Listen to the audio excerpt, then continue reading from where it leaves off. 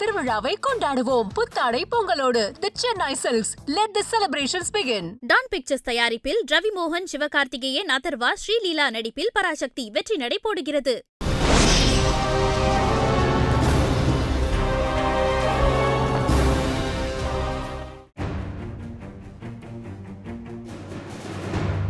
Venezuela மீது Trump அதிரடியாக தனது டெல்டா போர்ஸை களமிறக்கியது.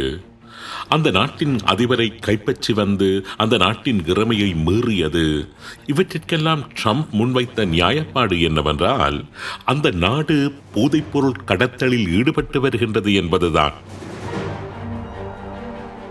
ஆனால் இப்பொழுது வெனிசுவேலாவில் இருந்ததாக கூறப்படுகின்ற போதைப் பொருட்கள் பற்றி யாருமே பேசுவதில்லை. வெனிசுவேலாவின் போதைப் பொருட்கள் திடீரென்று ஊடக வெளிச்சத்தில் இருந்து காணாமல் போய்விட்டன. அங்குள்ள எண்ணெய் பற்றி மாத்திரம்தான் ட்ரம்ப் தற்பொழுது பேசி வருகின்றார். எண்ணெய் பற்றி மட்டும்தான் ட்ரம்புடன் சேர்த்து இந்த உலகமும் பேசிக் கொண்டிருக்கின்றது.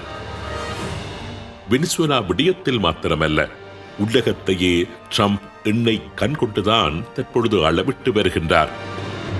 எண்ணெயை கட்டுப்படுத்துவதன் மூலம் உலகத்தின் அத்தனை நாடுகளையும் கட்டுப்படுத்தி விடலாம் என்பதுதான் உலக நாடுகளையிட்டு தற்பொழுது ட்ரம்ப் வகுத்து வருகின்ற புதிய வியூகம். வெனிசுவேலாவின் எண்ணெயை கட்டுப்படுத்திவிட்டால் கியூபாவை கட்டுப்படுத்தலாம். ஒட்டுமொத்த கியூபாவுமே வெனிசுவேலாவில் இருந்து கொள்வனவு செய்யப்பட்டு வருகின்ற எண்ணெயில் தான் இயங்கிக் கொண்டிருக்கின்றது. எனவே கியூபா என்பது இனிமேல் ட்ரம்ப் கூறுகின்றபடி ஆடுகின்ற ஒரு தேசமாகத்தான் மாறப்போகின்றது. ஒவ்வொரு லத்தீன் அமெரிக்க நாடுகளின் கதியும் கிட்டத்தட்ட இப்படித்தான். சீனாவை எடுத்துக்கொண்டால் அது வெனிசுவேலாவில் இருந்து நாடொன்றிற்கு 4,70,000 பேரல்ஸ் எண்ணெய் கொள்வனவு செய்து வருகின்றது. நாளொன்றிற்கு 1.1 மில்லியன் பேரல்ஸ் எண்ணெய் உற்பத்தி செய்யக்கூடிய அளவுக்கான முதலீடுகளை சீனா வெனிசுவேலாவில் செய்தும் இருக்கின்றது.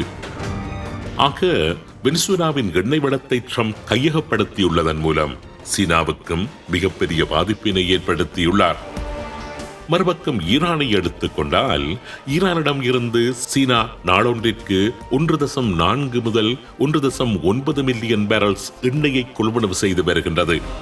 சீனாவுக்கு தேவையான எரிசக்தியில் சுமார் 15 முதல் 25% எரிசக்தியை அது ஈரானிடம் இருந்துதான் பெற்றுக் கொள்ளுகின்றது. ஈரானில் ஒரு ஆட்சி மாற்றத்தை ஏற்படுத்தி ஈரானின் எண்ணெய் விவகாரத்தில் ஒரு தீர்மானிக்கும் சக்தியாக அமெரிக்கா வந்துவிட்டால் சீனாவின் எரிசக்தியில், இயங்கு சக்தியில் மிகப்பெரிய மாற்றத்தினை அமெரிக்காவினால் ஏற்படுத்திவிட முடியும். அது மாத்திரமல்ல, சீனாவுக்கான எண்ணெய் கொண்டு செல்லப்படும் கடற்பாதைகளையும் ட்ரம்ப் ஒவ்வொன்றாக குறிவைத்து வருகின்றார். உதாரணத்திற்கு இந்து சமுத்திரத்தின் முத்து என்று கூறப்படுகின்ற இலங்கையை எடுத்துக்கொண்டால் உலகின் 70% எண்ணெய் போக்குவரத்து இலங்கையை அண்டிய கடற்பாதை வழியாகத்தான் இடம்பெற்று வருகின்றது. இலங்கையில் ஒரு நிரந்தர தளத்தை அமைப்பதன் மூலம் சீனாவுக்கான முக்கிய கடற்பாதையை கிட்டத்தட்ட முழுவதுமாகவே ட்ரம்பினால் கட்டுப்படுத்த முடியும். கடந்த வருடம் நவம்பர் மாதம் 14ஆம் தேதி இலங்கையுடன் ஒரு இராணுவ ஒத்துழைப்பு ஒப்பந்தத்தை செய்து கொண்ட ட்ரம்ப் அவரது வரலாற்றில் இதுவரை எந்த நாட்டுக்குமே வழங்கியிராத வகையில் 12 உலங்கு வானூர்திகளை எல்லாம் இலங்கைக்கு வழங்கி இலங்கையை தனது தளமாக மாற்றிவிடும் ஒரு நிலையை நோக்கி நகர்ந்து கொண்டிருப்பதுடன் இலங்கையில் உள்ள துறைமுகங்களை மையப்படுத்தி சீனாவுக்கு எரிபொருள் செல்லும் பாதையை கட்டுப்படுத்தும் திட்டத்தில் காய்களை கச்சிதமாக நகர்த்திக் கொண்டிருக்கின்றார். அண்மையில் ட்ரம்பின் மிக நெருங்கிய நண்பரான இஸ்ரேலிய பிரதமர் பெஞ்சமின் நெத்தனியாகு சோமாலி லேண்ட் என்ற ஒரு தேசத்தை தனிநாடாக அங்கீகரித்திருந்தது உங்களுக்கு ஞாபகம் இருக்கும் என்று நினைக்கின்றேன். உலகின் எண்ணெய் போக்குவரத்தில் 12 முதல் 15% எண்ணெய் போக்குவரத்து இந்த சோமாலிலாண்டை அண்டிய கடற்பகுதி வழியாகவே செல்கின்றது என்பதையும் இந்த இடத்தில் நாம் பொருத்தி பார்த்தேயாக வேண்டியிருக்கின்றது.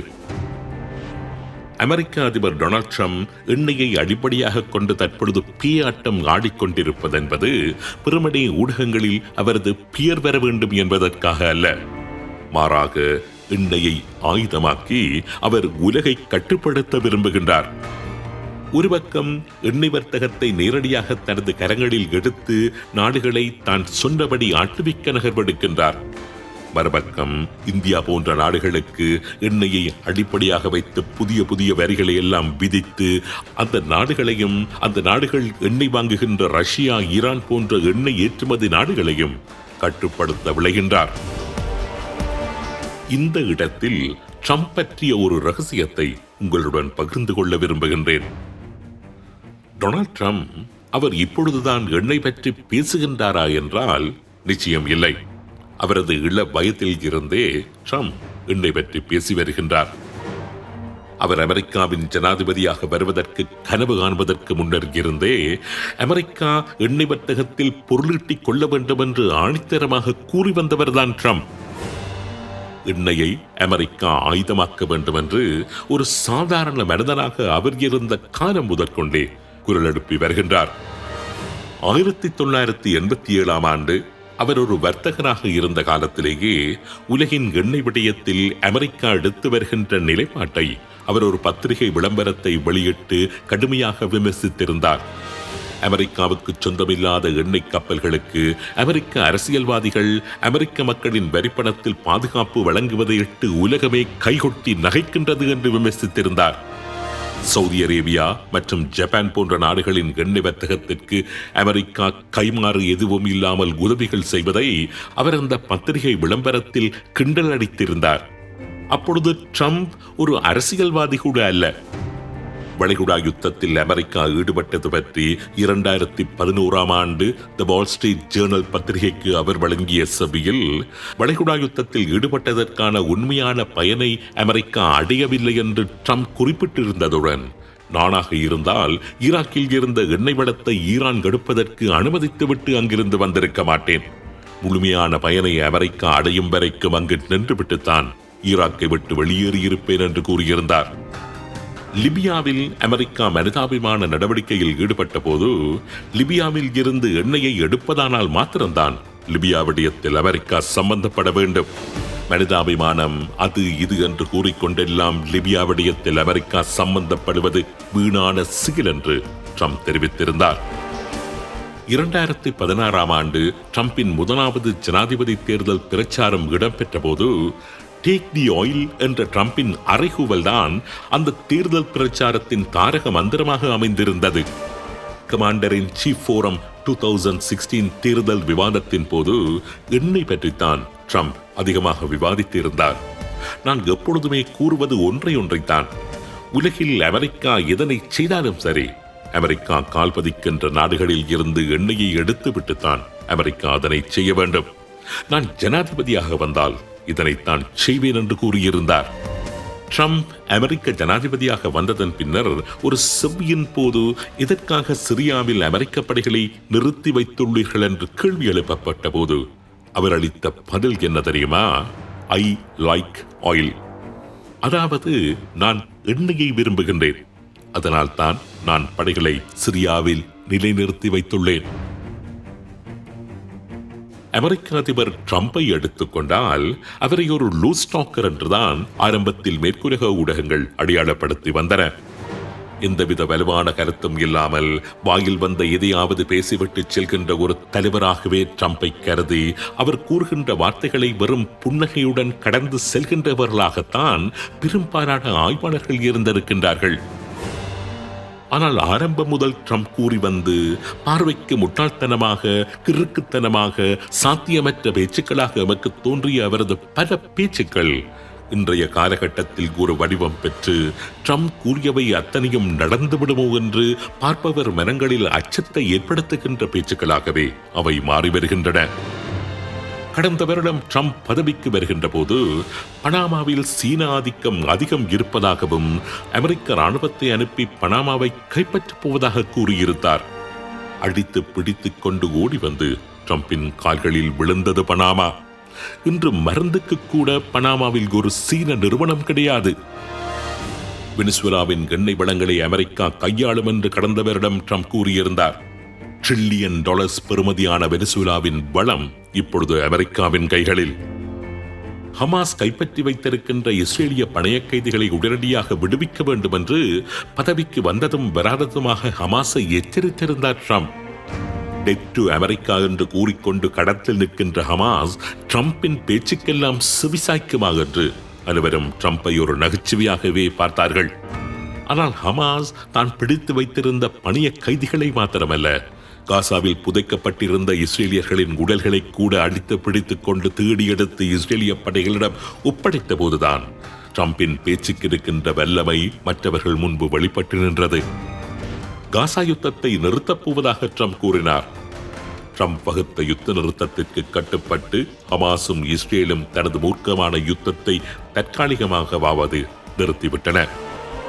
அடிப்போம் பிடிப்போம் என்று கட்சித்துக் கொண்டு ஒன்றையொன்று தாக்கிக் கொண்டிருந்த இந்தியாவும் பாகிஸ்தானும் ஒரே நாளில் யுத்தத்தை நிறுத்திக் கொண்டன ட்ரம்பின் உத்தரவுக்கு இணங்க. ரஷ்யா உக்ரைன் யுத்தமும் ட்ரம்ப் கூறியிருந்த புள்ளியை நோக்கித்தான் சென்று கொண்டிருக்கின்றது. கிரீன்லாண்டை கைப்பற்றப் போவதாக ட்ரம்ப் கூறியிருந்தார். கனடாவை அமெரிக்காவின் 51வது மாநிலமாக மாற்றப் போவதாக கூறியிருந்தார். இவைகளும் வெகு விரைவில் நடந்துவிடுமோ என்றுதான் உலகம் அச்சப்பட்டுக் கொண்டிருக்கின்றது. மேக் அமெரிக்கா கிரேட் என்று ஒரு வருடத்துக்கு முன்பு எக்கால தொனியாக முழங்கினார் ட்ரம்ப். அவர் ஆட்சிக்கு வந்து ஒரு வருடம் கூட ஆகவில்லை. அமெரிக்கா என்கின்ற தேசம் கிரேட்டாகத்தான் மாறிவிட்டது. அமெரிக்கா விடயத்தில் ரஷ்யாவும் சீனாவும் வாலை சுருட்டிக் கொண்டுதான் இருக்கின்றன. வெனிசுலா என்ற ஒரு நாட்டின் இறைமையை அமெரிக்கா மீறிவிட்டது என்று சம்பிரதாய கண்டனத்தை கூட வெளியிடுவதற்கு அஞ்சி அடக்கி மழுப்பி வாசித்துக் கொண்டிருக்கின்றது இந்தியா. வெல்லவும் முடியாமல் விழுங்கவும் முடியாமல் தடுமாறிக் கொண்டிருக்கின்றன ஐரோப்பிய நாடுகள். மத்திய கிழக்கில் ரஷ்யாவின் தளமாக இருந்த சிரியா அமெரிக்காவின் கைகளில் அப்படியே வந்து விழுந்து விட்டுள்ளது. ஈரான் வெற்று முழக்கங்களை மாத்திரம் எழுப்பிக் கொண்டு இன்றா நாளையா என்ற நிலையில் தடுமாறிக் கொண்டிருக்கின்றது. ஆக ட்ரம்பை நல்லவர் என்றோ கெட்டவர் என்றோ நியாயமானவர் என்றோ அநியாயமானவர் என்றோ எப்படி வேண்டுமானாலும் நாங்கள் அவரை சொல்லிக் கொள்ளலாம். ட்ரம்பை ஒரு கோமாளி என்று கூட எள்ளி நகையாடலாம். ஆனால் ட்ரம்ப் சொல்லுகின்றபடிதான் இன்று இந்த உலகம் சுற்றிக் கொண்டிருக்கின்றது. நானும் நீங்களும் விரும்பினாலும் சரி, விரும்பாவிட்டாலும் சரி, இதுதான் உண்மை, இதுதான் யதார்த்தம். ட்ரம்ப் சொல்லுகின்றபடி மாத்திரமல்ல, ட்ரம்ப் நினைக்கின்றபடியும் கூட இந்த உலகம் சுற்றப் போகின்றது என்பதுதான் இந்த உலகம் இன்று எதிர்கொள்ளுகின்ற மிக முக்கியமான அபாயம். அந்த அபாயத்தின் சிறியதொரு உதாரணத்தை மாத்திரம் கூறிவிட்டு நிகழ்ச்சியை நிறைவு செய்ய விரும்புகின்றேன். இன்று உலகிலேயே அமெரிக்க ராணுவம் தான் மிக மிக சக்தி வாய்ந்த ராணுவம். ஒரு ராணுவம் சக்தி வாய்ந்த ராணுவமாக இருக்க வேண்டுமானால் அந்த ராணுவத்திற்கு ஒதுக்கப்படுகின்ற நிதியினால் தான் அது சாத்தியம். உலகிலேயே ராணுவத்திற்கு மிக அதிகமான நிதியை ஒதுக்கி வருகின்ற நாடு அமெரிக்கா. தமது ராணுவத்திற்கு அமெரிக்கா ஒதுக்கி வருகின்ற நிதியை வேறு எந்த நாட்டினாலும் ஈடு செய்ய முடியாது. இந்த பின்னணியில் இந்த வாரம் ட்ரம்ப் ஒரு அதிரடி அறிவிப்பினை வெளியிட்டிருந்தார். அமெரிக்க ராணுவத்திற்காக இதுவரை ஒதுக்கப்பட்டு வருகின்ற நிதியை 50% தான் அதிகரித்திருப்பதான அறிவிப்பு. இதுவரை அமெரிக்காவின் ராணுவத்திற்கு ஒதுக்கப்பட்டு வந்த நிதியை விட மேலதிகமாக 50% நிதியை அடுத்த வருடத்திற்கு ட்ரம்ப் ஒதுக்கியுள்ளார். அதாவது $1.5 டிரில்லியன். தனது ராணுவத்திற்காக சீனா செலவு செய்கின்ற நிதி வெறும் $314 பில்லியன். ரஷ்யா செலவு செய்கின்ற நிதி $149 பில்லியன். இந்தியா செலவு செய்கின்ற நிதி $81 பில்லியன். ரஷ்யா, சீனா, இந்தியா இந்த 3 நாடுகளும் சேர்த்து தமது ராணுவங்களுக்காக ஒதுக்குகின்ற நிதியின் ஒட்டுமொத்த பெறுமதியை அமெரிக்கா ஒதுக்குகின்ற நிதியுடன் ஒப்பிடுகின்ற போது வெறும் 1/3 பகுதியாக மாத்திரம்தான் இருக்கின்றது. ட்ரம்ப் தனது ராணுவத்தை எந்த அளவு சக்தி வாய்ந்ததாக அமைக்கப் போகின்றார் என்பது இப்பொழுது உங்களுக்கு ஓரளவு விளங்கி இருக்கும் என்று நினைக்கின்றேன். ட்ரம்ப் கூறுகின்றபடி மாத்திரமல்ல, ட்ரம்ப் நினைக்கின்றபடியெல்லாம் இந்த உலகம் இனிமேல் சுற்றப் போகின்றது. இதுதான் உண்மை, இதுதான் யதார்த்தம்.